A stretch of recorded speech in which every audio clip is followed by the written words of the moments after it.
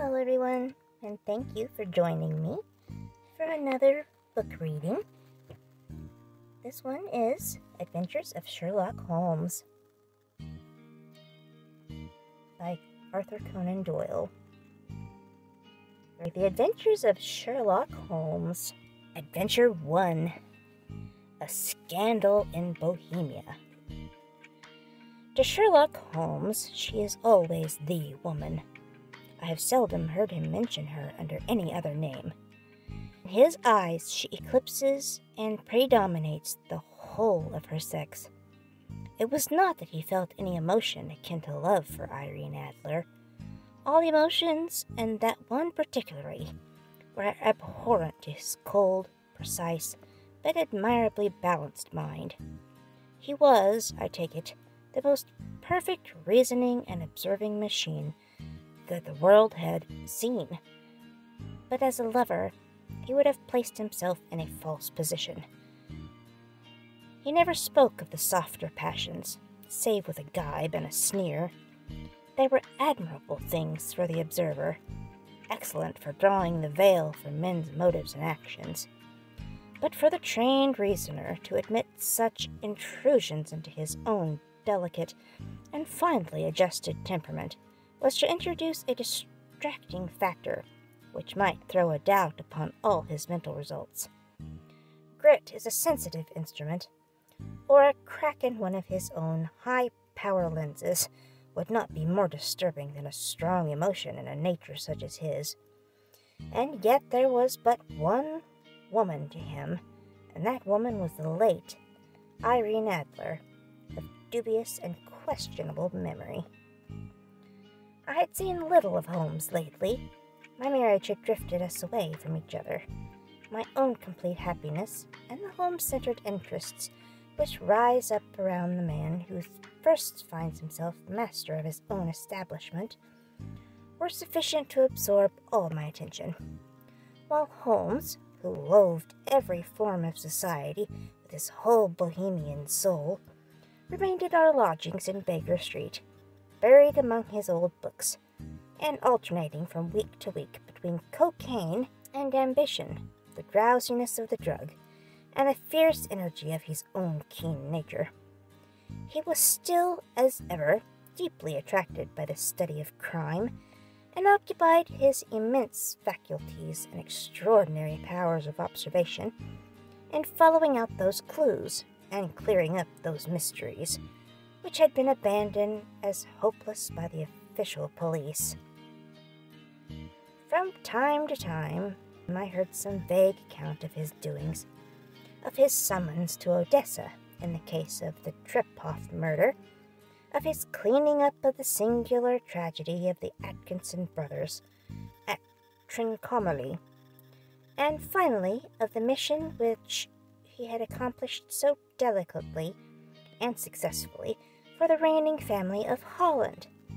Beyond these signs of his activity, however, which I merely shared with all the readers of the daily press, I knew little of my former friend and companion. One night, it was on the 20th of March, 1888, I was returning from a journey to a patient, for I had now returned to civil practice, when my way led me through Baker Street.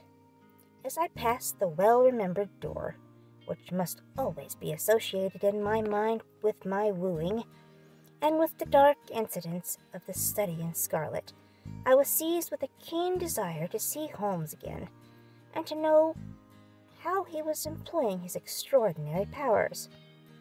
His rooms were brilliantly lit, and even as I looked up, I saw his tall, spare figure pass twice in a dark silhouette against the blind. He was pacing the room, swiftly, eagerly, with his head sunk upon his chest and his hands clasped behind him. To me, who knew his every mood and habit, his attitude and manner told their own story. He was at work again. He had arisen out of his drug-created dreams, and was hot upon the scent of some new problem. I rang the bell, and was shown up to the chamber which had formerly been in part my own. His manner was not effusive, it seldom was, but he was glad, I think, to see me. With hardly a word spoken, but with a kindly eye, he waved me to an armchair, threw across his case of cigars, and indicated a spirit case and a gasolgene in the corner. Then he stood before the fire and looked me over in his singular introspective fashion. "Wedlock suits you," he remarked. "I think, Watson, that you have put on 7.5 pounds since I saw you." "7?" I answered. "Indeed. I should have thought a little more. Just a trifle more, I fancy, Watson. And in practice again, I observe. You did not tell me that you intended to go into harness." "Then how do you know?" "I see it. I deduce it." "How do I know that you have been getting yourself very wet lately, and that you have a most clumsy and careless servant girl?" "My dear Holmes," said I, "this is too much. You would certainly have been burned, and you lived a few centuries ago. It is true that I had a country walk on Thursday, and came home in a dreadful mess. But as I have changed my clothes, I can't imagine how you deduce it. As to Mary Jane, she is incorrigible, and my wife has given her notice. But there again, I fail to see how you work it out." He chuckled to himself, and rubbing his long, nervous hands together, "It is simplicity itself," he said. "My eyes tell me that on the inside of your left shoe, just where the firelight strikes it, the leather is scored by 6 almost parallel cuts. Obviously, they have been caused by someone who has very carelessly scraped round the edges of the sole in order to remove crusted mud from it. Hence, you see, my double deduction that you had been out in vile weather, and that you had a particularly malignant boot-slitting specimen of the London slavey. As to your practice, if a gentleman walks into my room smelling of iodoform, with a black mark of nitrate of silver upon his right forefinger, and a bulge on the side of his top hat to show where he has secreted his stethoscope, I must be dull indeed if I do not pronounce him to be an active member of the medical profession." I could not help laughing at the case with which he explained his process of deduction. "When I hear you give your reasons," I remarked, "the thing always appears to me to be so ridiculously simple that I could easily do it myself, though at each successive instance of your reasoning I am baffled until you explain your process. And yet I believe that my eyes are as good as yours." "Quite so," he answered, lighting a cigarette, and throwing himself down into an armchair. "You see, but you do not observe. The distinction is clear. For example, you have frequently seen the steps which lead up from the hall to this room." "Frequently? How often?" "Well, some hundreds of times." "Then how many are there?" "How many? I don't know." "Quite so. You have not observed, and yet you have seen. That is just my point. Now, I know that there are 17 steps, because I have both seen and observed. By the way, since you are interested in these little problems, and since you are good enough to chronicle 1 or 2 of my trifling experiences, you may be interested in this." He threw over a sheet of thick, pink-tinted notepaper, which had been lying open upon the table. "It came by the last post," said he. "Read it aloud." The note was undated, and without either signature or address. "There will call upon you tonight, at 7:45, it said, "a gentleman who desires to consult you upon a matter at the very deepest moment. Your recent services to one of the royal houses of Europe have shown that you are one who may safely be trusted with matters which are of an importance which can hardly be exaggerated. This account of you we have from all quarters received. Be in your chamber then at that hour, and do not take it amiss if your visitor wear a mask." "This is indeed a mystery," I remarked. "What do you imagine that it means?" "I have no data yet. It is a capital mistake to theorize before one has data. Insensibly, one begins to twist facts to suit theories, instead of theories to suit facts. But the note itself, what do you deduce from it? I carefully examined the writing and the paper upon which it was written. The man who wrote it was presumably well-to-do, I remarked, endeavoring to imitate my companion's processes. Such paper could not be bought under £0.50 a packet. It is peculiarly strong and stiff. Peculiar, that is the very word, said Holmes. It is not an English paper at all. Hold it up to the light. I did so, and saw a large E with a small g, a P, and a large G with a small T, woven into the texture of the paper. What do you make of that? Asked Holmes. The name of the maker, no doubt, or his monogram, rather. Not at all. The G, with small t, stands for Gesellschaft, which is the German for company. It is a customary contraction like our co. P, of course, stands for papier. Now, for the E.G., let us glance at our Continental Gazetteer. He took down a heavy brown volume from his shelves. Iglo, Iglonitz. Here we are, Igria. It is in a German-speaking country, in Bohemia, not far from Carlsbad. Remarkable as being the scene of the death of Wallenstein, and for its numerous glass factories and paper mills. Ha ha! My boy, what do you make of that? His eyes sparkled, and he sent up a great blue triumph cloud from his cigarette.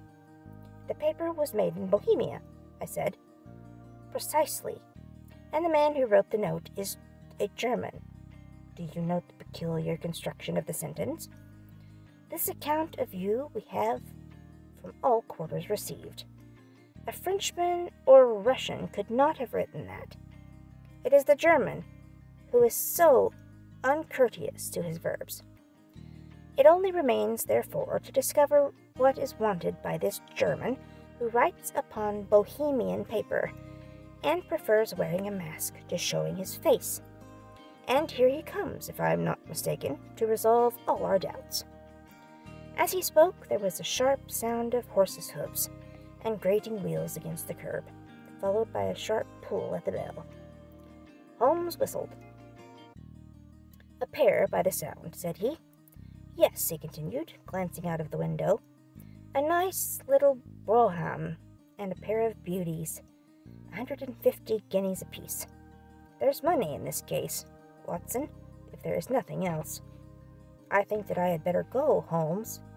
Not a bit, Doctor. Stay where you are. I'm lost without my Boswell. And this promises to be interesting. It would be a pity to miss it. But your client, never mind him. I may want your help, and so may he. Here he comes. Sit down in that armchair, Doctor, and give us your best attention. A slow and heavy step, which had been heard upon the stairs and in the passage, paused immediately outside the door. Then there was a loud and authoritative tap. Come in, said Holmes. A man entered who could hardly have been less than 6 feet 6 inches in height, with his chest and limbs of a Hercules. His dress was rich with a richness which would, in England, be looked upon as akin to bad taste.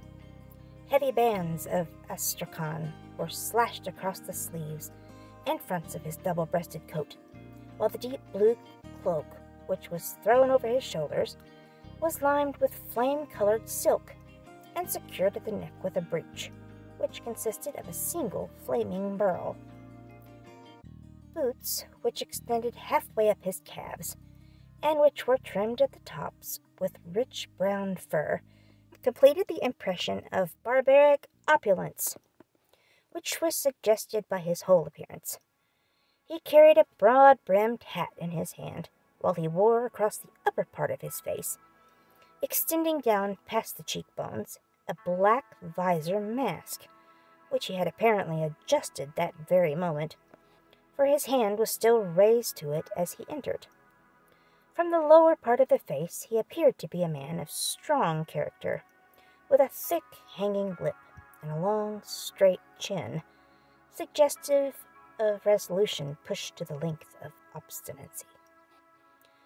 "You had my note?" he asked with a deep, harsh voice and a strongly marked German accent. "I told you that I would call." He looked from one to the other of us, as if uncertain which to address.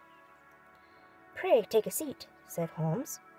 "This is my friend and colleague, Dr. Watson, who is occasionally good enough to help me in my cases.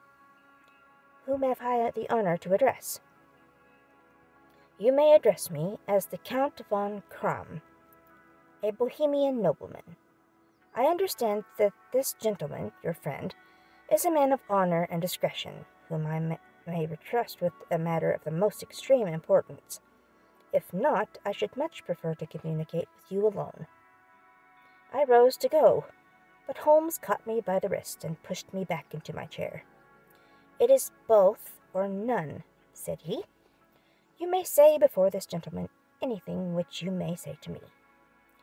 The Count shrugged his broad shoulders. "Then I must begin," said he, "by binding you both to absolute secrecy for 2 years. At the end of that time the matter will be of no importance.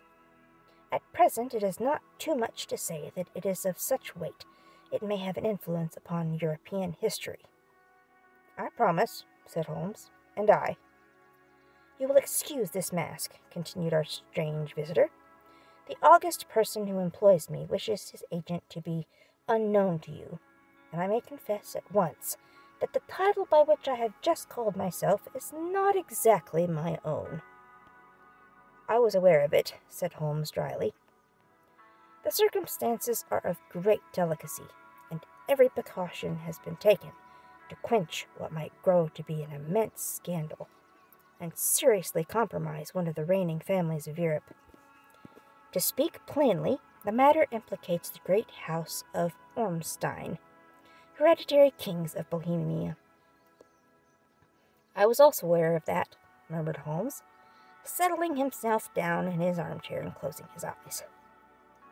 Our visitor glanced with some apparent surprise at the languid, lounging figure of the man, who had been no doubt depicted to him as the most incisive reasoner and most energetic agent in Europe.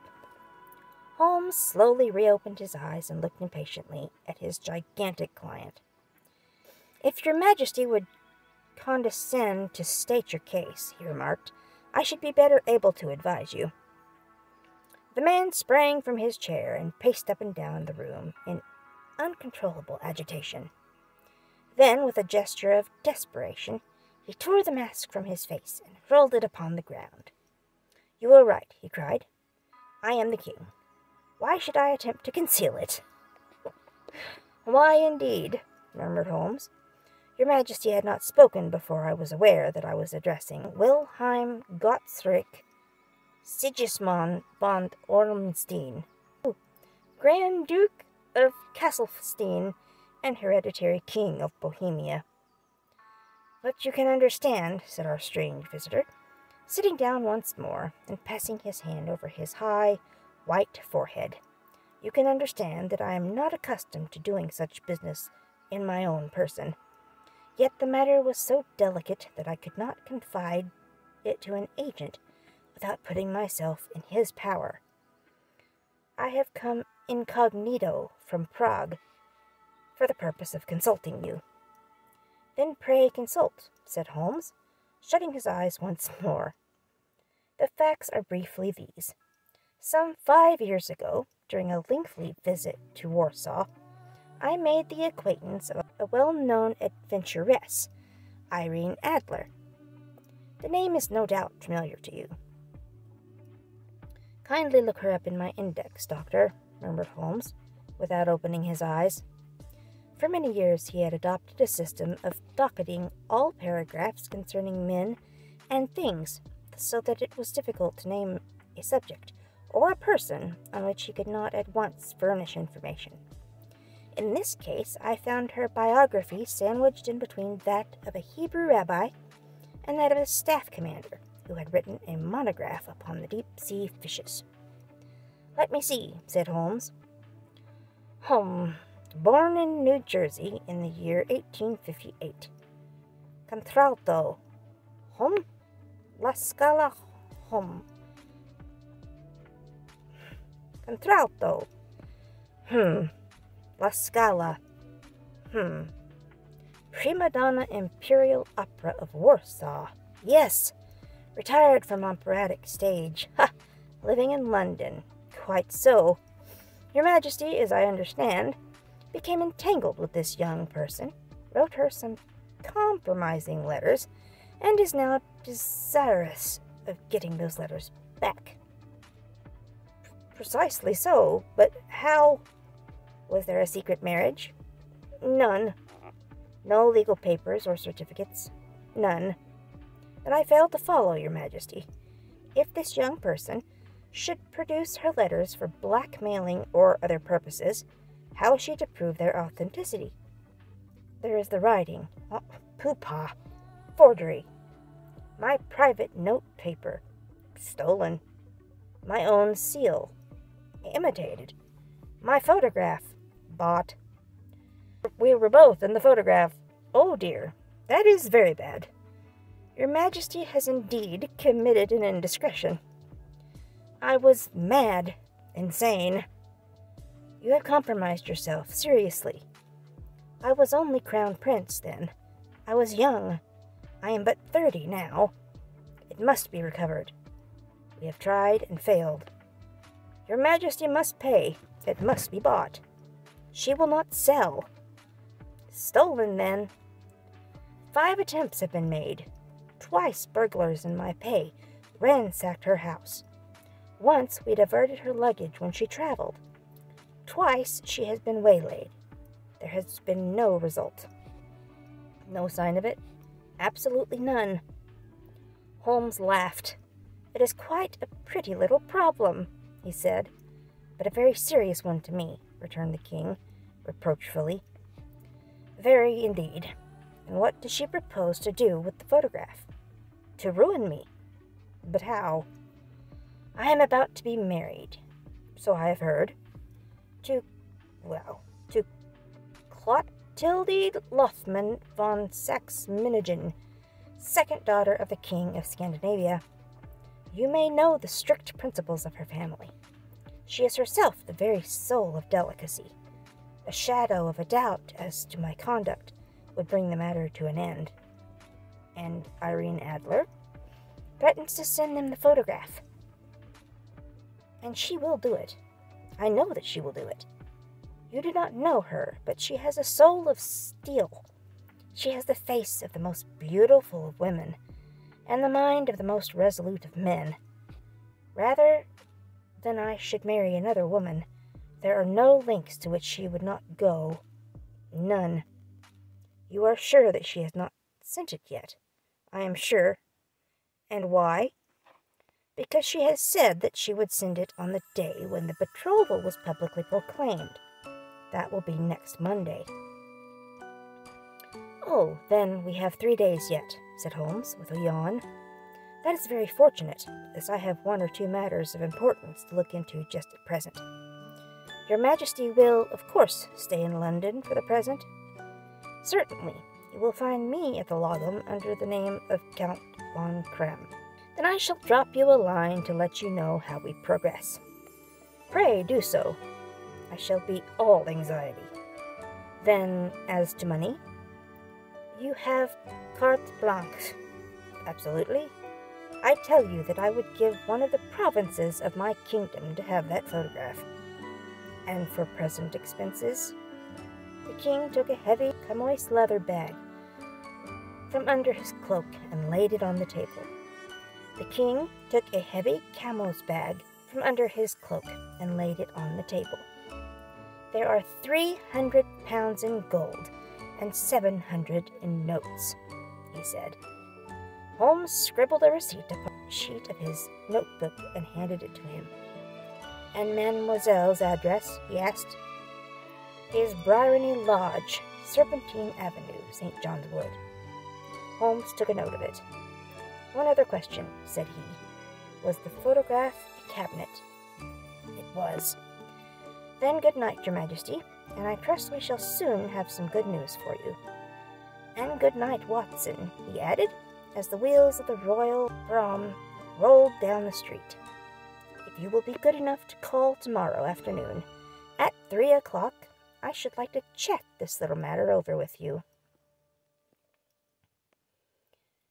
Chapter 2. At 3 o'clock precisely, I was at Baker Street, but Holmes had not yet returned. The landlady informed me that he had left the house shortly after 8 o'clock in the morning. I sat down beside the fire, however, with the intention of awaiting him, however long he might be. I was already deeply interested in his inquiry, for though it was surrounded by none of the grim and strange features which were associated with the 2 crimes which I had already recorded, still the nature of the case and the exalted station of his client gave it a character of its own. Indeed, apart from the nature of the investigation which my friend had on hand, there was something in his masterly grasp of a situation and his keen, incisive reasoning which made it a pleasure to me to study his system of work and to follow the quick, subtle methods by which he disentangled the most inextricable mysteries. So accustomed was I to his invariable success, that the very possibility of his failing had ceased to enter into my head. It was close upon 4 before the door opened, and a drunken-looking groom, ill-kempt and his side whiskered, with an inflamed face and disreputable clothes, walked into the room. Accustomed as I was to my friend's amazing powers in the use of disguises, I had to look 3 times before I was certain that it was indeed he. With a nod, he vanished into the bedroom, whence he emerged in 5 minutes, tweed-suited and respectable, as of old. Putting his hands into his pockets, he stretched out his legs in front of the fire, and laughed heartily for some minutes. "Well, really," he cried, and then he choked, and laughed again, until he was obliged to lie back, limp and helpless, in the chair. "What is it?" "It's quite too funny. I am sure you could never guess how I employed my morning, or what I ended by doing." "I can't imagine." "I suppose that you have been watching the habits, and perhaps the house, of Miss Irene Adler." "Quite so, but the sequel was rather unusual. I will tell you, however.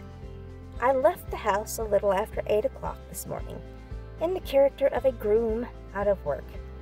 There's a wonderful symphony and Freemasonry among horsey men. Be one of them, and you will know all that there is to know. I soon found Briony Lodge. It is a bijou villa, with a garden at the back, but built out front right up to the road, 2 stories. Chubb locked to the door. Large sitting room on the right side, well furnished, with long windows almost to the floor, and those preposterous English window fasteners, which a child could open. Behind there was nothing remarkable, save that the passage window could be reached from the top of the coach house. I walked around it and examined it closely from every point of view, but without noting anything else of interest.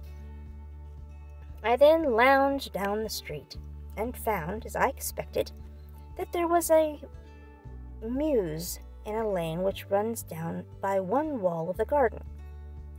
I lent the ostlers a hand in rubbing down their horses, and I received in exchange 2 pence, a glass of half and half, 2 fills of shag tobacco, and as much information as I could desire about Miss Adler, to say nothing of half a dozen other people in the neighborhood, in whom I was not in the least interested, but whose biographies I was compelled to listen to. "And what of Irene Adler?" I asked. "Oh, she has turned all the men's heads down in that part.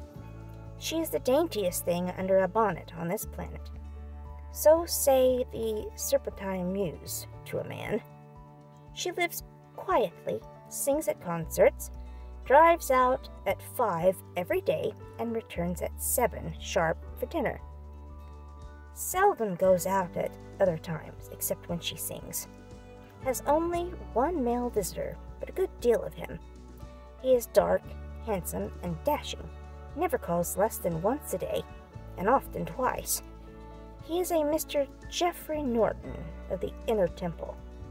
See the advantages of a cabman as a confidant. They had driven him home a dozen times from Serpentine Mews and knew all about him. When I had listened to all that they had to tell, I began to walk up and down near Briery Lodge once more, and to think over my plan of campaign. This Geoffrey Norton was evidently an important factor in the matter. He was a lawyer. That sounded ominous. What was the relation between them, and what the object of his repeated visits? Was she his client, his friend, or his mistress? If the former, she had probably transferred the photograph to his keeping. If the latter, it was less likely. On the issue of this question depended whether I should continue my work at Briery Lodge, or turn my attention to the gentlemen's chambers in the temple.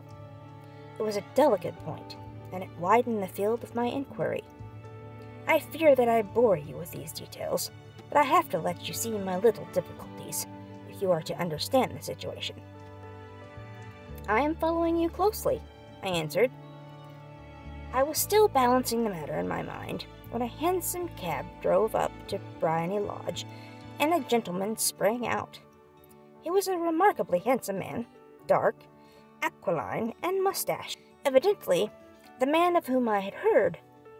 He appeared to be in a great hurry, shouted to the cabman to wait, and brushed past the maid, who opened the door with the air of a man who was thoroughly at home. He was in the house about half an hour, and I could catch glimpses of him in the windows of the sitting room, pacing up and down, talking excitedly and waving his arms. Of her I could see nothing. Presently he emerged, looking even more flurried than before. As he stepped up to the cab, he pulled a gold watch from his pocket and looked at it earnestly. "Drive like the devil," he shouted. "First cross St. Hencky's in the Regent Street, and then to the Church of St. Monica in the Egware Road. Half a guinea if you do it in 20 minutes. Away they went, and I was just wondering whether I should not do well to follow them, when up the lane came a neat little landau, the coachman with his coat only half buttoned, and his tie under his ear, while all the tags of his harness were sticking out of the buckles. It hadn't pulled up before she shot out of the hall door and into it. I only caught a glimpse of her at the moment, but she was a lovely woman, with a face that a man might die for. "The Church of St. Monica, John," she cried, "and half a sovereign if you reach it in 20 minutes. This was quite too good to lose, Watson. I was just balancing whether I should run for it, or whether I should perch behind her landau, when a cab came through the street. The driver looked twice at such a shabby fare, but I jumped in before he could object. "The Church of St. Monica," said I, "and half a sovereign if you reach it in 20 minutes. It was 25 minutes to 12, and of course it was clear enough what was in the wind. My cabby drove fast. I don't think I ever drove faster, but the others were there before us. The cab and the landau, with their streaming horses, were in front of the door when I arrived. I paid the man and hurried into the church. There was not a soul there save the two whom I had followed, surpliced clergymen, who seemed to be expostulating with them. They were all three standing in a knot in front of the altar. I lounged up the side aisle like any other idler who has dropped into a church. Suddenly, to my surprise, the three at the altar faced round to me, and Godfrey Norton came running as hard as he could towards me. "Thank God," he cried. "You'll do. Come, come." "What then?" "Come, man, come. Only 3 minutes, or it won't be legal." I was half dragged up to the altar, and before I knew where I was, I found myself mumbling responses which were whispered in my ear, and vouching for things of which I knew nothing, and generally assisting in the secure tying up of Irene Adler, spinster, to Godfrey Norton, bachelor. It was all done in an instant, and there was the gentleman thanking me on the one side, and the lady on the other, while the clergyman beat on me in front. It was the most preposterous position in which I have ever found myself in my life, and it was the thought of it that started me laughing just now. It seems that there had been some informality about their license, that the clergyman absolutely refused to marry them without a witness of some sort, and that my lucky appearance saved the bridegroom from having to sally out into the streets in search of a best man. The bride gave me a sovereign, and I mean to wear it on my watch chain in memory of the occasion. This is a very unexpected turn of affairs, said I. And what then? Well, I found my plans very seriously menaced. It looked as if the pair might take an immediate departure, and so necessitate very prompt and energetic measures on my part. At the church door, however, they separated, he driving back to the temple, and she to her own house. I shall drive out in the park at 5 as usual, she said, as she left him. I heard no more. They drove away in different directions, and I went off to make my own arrangements, which are some cold beef and a glass of beer, he answered, ringing the bell. I have been too busy to think of food, and I am likely to be busier still this evening. By the way, Doctor, I shall want your cooperation. I shall be delighted. You don't mind breaking the law? Not in the least, nor running a chance of arrest. Not in a good cause. Oh, the cause is excellent. Then I'm your man. I was sure I might rely on you. But what is it you wish? When Mrs. Turner has brought in the tray, I will make it clear to you.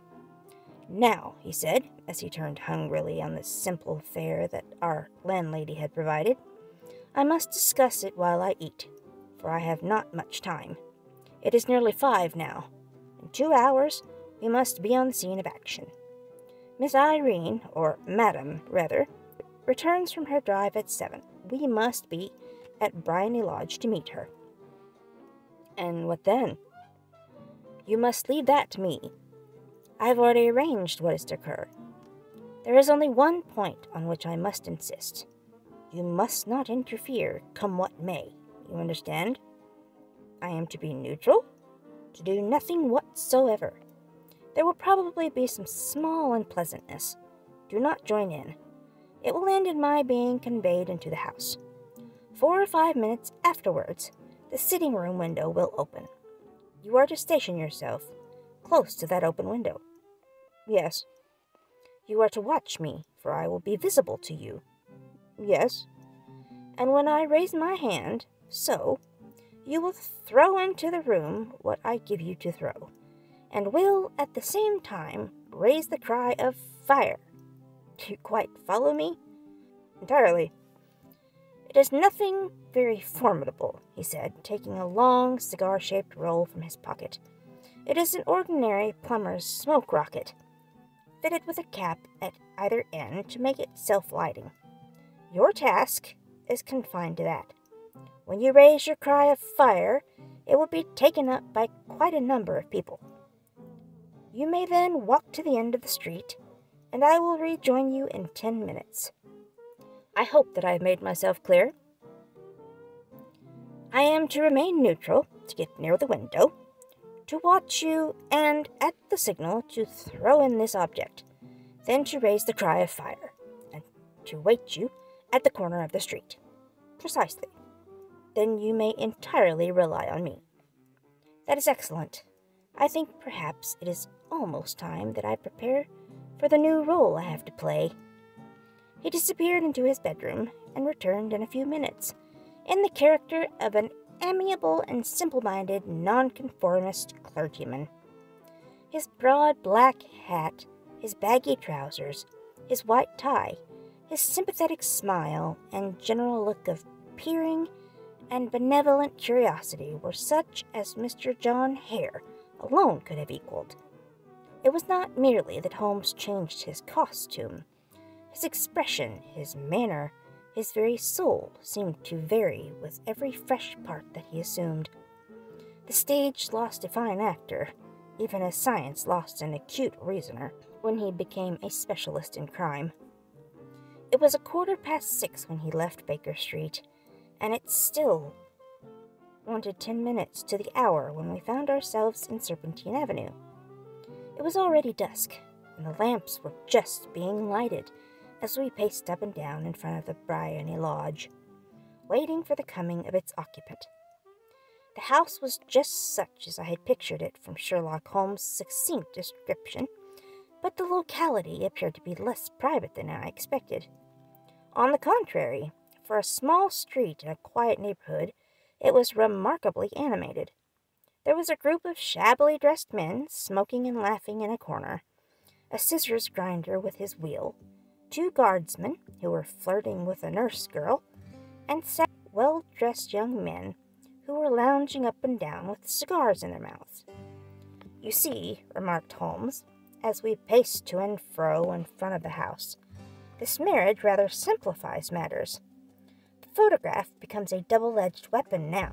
The chances are that she would be as averse to its being seen by Mr. Godfrey Norton as our client is to its coming to the eyes of his princess. Now the question is, where are we to find the photograph? Where indeed? It is most unlikely that she carries it about with her. It is cabinet size, too large for easy concealment about a woman's dress. She knows that the king is capable of having her waylaid and searched. 2 attempts of the sort have already been made. We may take it, then, that she does not carry it about with her. Where, then? Her banker or her lawyer. There is that double possibility. But I am inclined to think neither. Women are naturally secretive, and they like to do their own secreting. Why should she hand it over to anyone else? She could trust her own guardianship, but she could not tell what indirect or political influence might be brought to bear upon a businessman. Besides, remember that she has resolved to use it within a few days. It must be where she can lay her hands upon it. It must be in her own house. But it has twice been burgled. Pshaw! They did not know how to look. But how will you look? I will not look. What then? I will get her to show me, but she will refuse. She will not be able to. But I hear the rumble of wheels. It is her carriage. Now, carry out my orders to the letter. As he spoke, the gleam of the side lights and a carriage came round the curve of the avenue. It was a smart little landau, which rattled up to the door of Bryony Lodge. As it pulled up, one of the loafing men at the corner dashed forward to open the door in the hope of earning a copper, but was elbowed away by another loafer, who had rushed up with the same intention. A fierce quarrel broke out, which was increased by the 2 guardsmen, who took sides with one of the loungers, and by the scissors grinder, who was equally hot upon the other side. A blow was struck, and in an instant the lady, who had stepped from her carriage, was the center of a little knot of flushed and struggling men, who struck savagely at each other with their fists and sticks.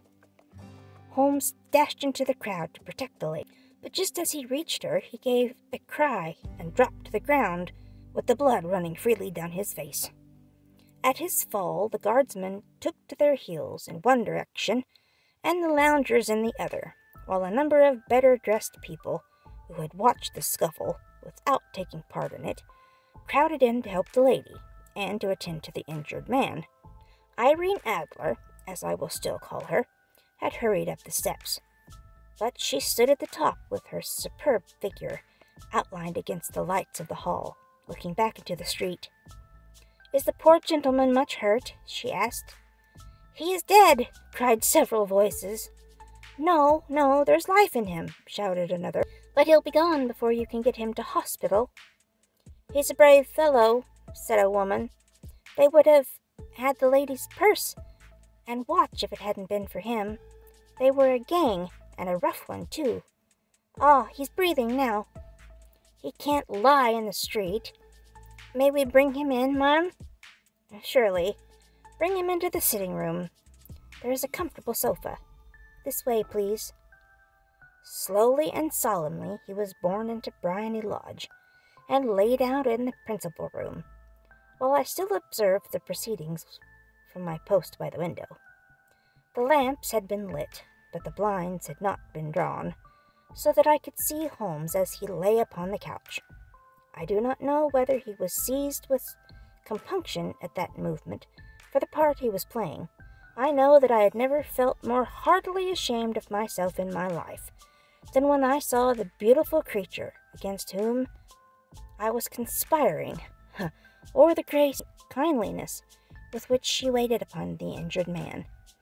And yet it would be the blackest treachery to Holmes to draw back now from the part which he had entrusted to me. I hardened my heart, and took the smoke rocket from under my ulster. After all, I thought, we are not injuring her. We are but preventing her from injuring another. Holmes had sat upon the couch, and I saw him motion like a man who is in need of air.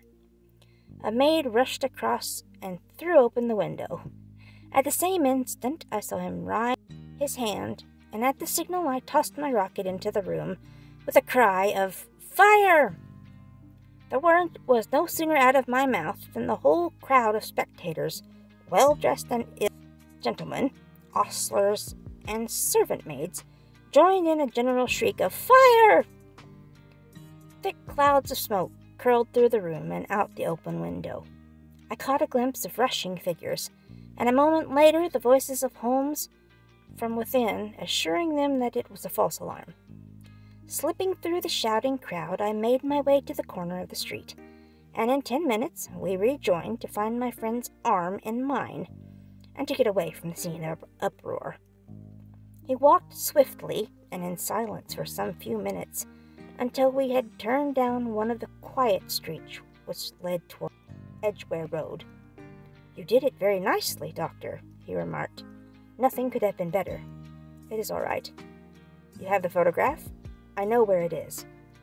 "And how did you find out?" "She showed me, as I told you that she would." "I'm still in the dark." "I do not wish to make a mystery," said he, laughing. "The matter was perfectly simple. You, of course, saw that everyone in the street was an accomplice. They were all engaged for the evening." I guessed as much." "Then when the row broke out, I had a little moist red paint in the palm of my hand.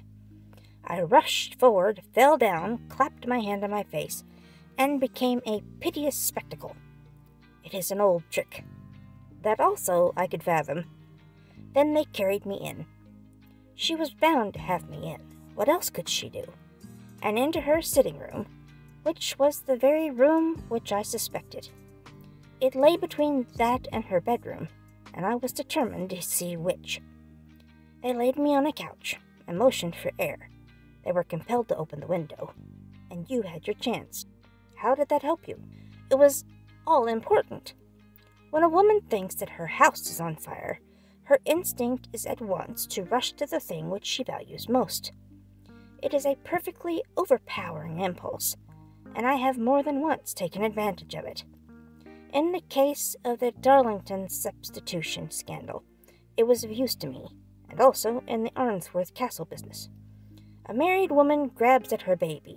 An unmarried one reaches for her jewel box.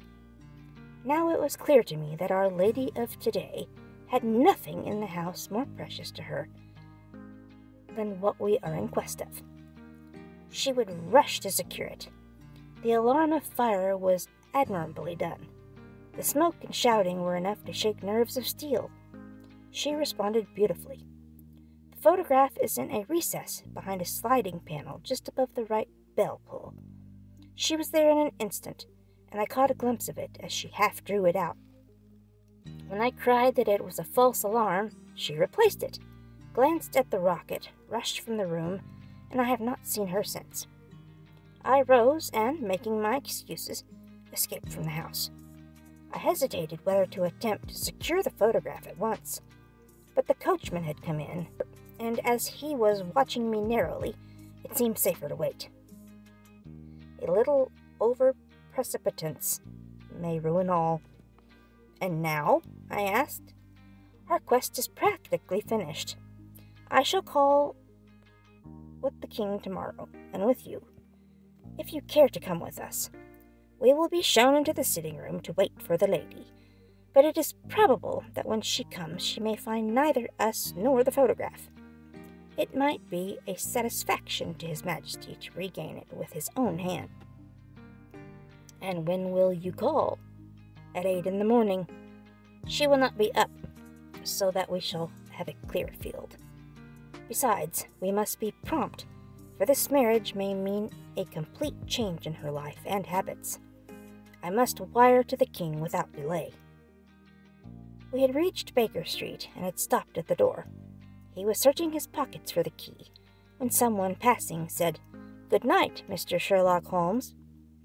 There were several people on the pavement at the time, but the greeting appeared to come from a slim youth in an ulster who had hurried by.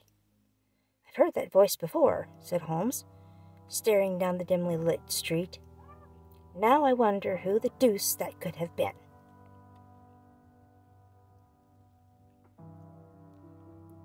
Chapter 3. I slept at Baker Street that night, and we were engaged upon our toast and coffee in the morning, when the King of Bohemia rushed into the room. "You have really got it?" he cried, grasping Sherlock Holmes by either shoulder and looking eagerly into his face. "Not yet. But you have hopes." "I have hopes." "Then come. I am all impatience to be gone." "We must have a cab." "No, my bowman is waiting." "Then that will simplify matters." We descended and started off once more for Briony Lodge. "Irene Adler is married," remarked Holmes. "Married? When?" "Yesterday." "But to whom?" "To an English lawyer named Norton." "But she could not love him." "I am in hopes that she does." "And why in hopes?" "Because it would spare your Majesty all fear of future annoyance. If the lady loves her husband, she does not love your Majesty. If she does not love your Majesty, there is no reason why she should interfere with your Majesty's plan." "It is true, and yet, well, I wish she had been of my own station. What a queen she would have made." He relapsed into a moody silence, which was not broken until we drew up in Serpentine Avenue. The door of Briony Lodge was open, and an elderly woman stood upon the steps. She watched us with a sardonic eye as we stepped from the bowman. "Mr. Sherlock Holmes, I believe," she said. "I am Mr. Holmes," answered my companion, looking at her with a questioning and rather startled gaze. "Indeed. My mistress told me that you were likely to call. She left this morning with her husband by the 5:15 train from Charing Cross from the Continent." "What?" Sherlock Holmes staggered back, white with chagrin and surprise. "Do you mean that she has left England?" "Never to return." "And the papers?" asked the king hoarsely. "All is lost. We shall see." He pushed past the servant and rushed into the drawing-room, followed by the king and myself. The furniture was scattered about in every direction, with dismantled shelves and open drawers, as if the lady had hurriedly ransacked them before her flight. Holmes rushed at the bell-pull, tore back a small sliding shutter, and, plunging in his hands, pulled out a photograph and a letter. The photograph was of Irene Adler herself in evening dress. The letter was superscribed to Sherlock Holmes, Esquire, to be left till called for. My friend tore it open, and we all three read it together. It was dated at midnight of the preceding night, and ran in this way. "My dear Mr. Sherlock Holmes, You really did it very well. You took me in completely. Until after the alarm of fire, I had not a suspicion. But then, when I found how I had betrayed myself, I began to think. I had been warned against you months ago. I had been told that if the king employed an agent, it would certainly be you. And your address had been given me. Yet with all this, you made me reveal what you wanted to know. Even after I became suspicious, I found it hard to think evil of such a dear, kind old clergyman.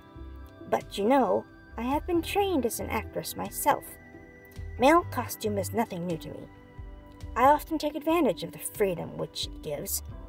I sent John, the coachman, to watch you, ran upstairs, got into my walking clothes, as I call them, and came down just as you departed. Well, I followed you to your door, and so made sure that I was really an object of interest to the celebrated Mr. Sherlock Holmes. Then I, rather imprudently, wished you a good night, and started for the temple to see my husband. We both thought the best resource was flight, when pursued by so formidable an antagonist. So you will find the nest empty when you call tomorrow. As to the photograph, your client may rest in peace. I love and am loved by a better man than he. The king may do what he will without hindrance from one whom he has cruelly wronged. I keep it only to safeguard myself, and to preserve a weapon which will always secure me from any steps which he might take in the future. I leave a photograph which he might care to possess, and I remain, dear Mr. Sherlock Holmes, very truly yours, Irene Norton.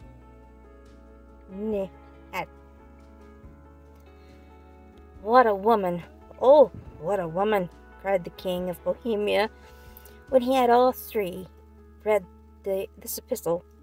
Did I not tell you how quick and resolute she was? Would she not have made an admirable queen?